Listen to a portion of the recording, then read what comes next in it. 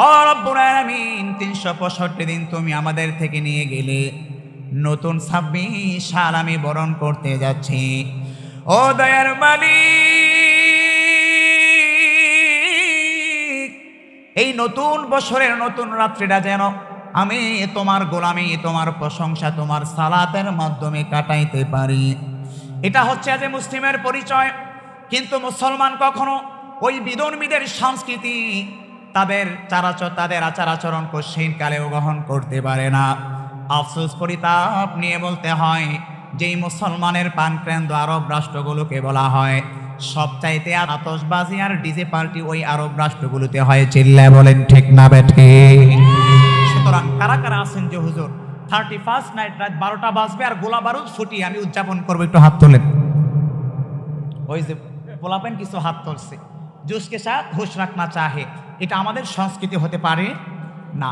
এই যে মুসলিম হিসাবে আল্লাহর কাছে দোয়া করবো, আল্লাহ 365 দিন তুমি আমাদের থেকে নিয়ে গেলে, তার মানেই হচ্ছে আমার জীবন থেকে একটি বছর চলে গিয়েছে। আল্লাহ আমি আর কতদিন বাঁচবো সেটা জানি না। ও রব, 2026 সালের প্রথম রজনী আমি যেন তোমার গোলামি, আমি যেন তোমার প্রশংসায় সেজদায় লুটিয়ে আদায় করতে পারে।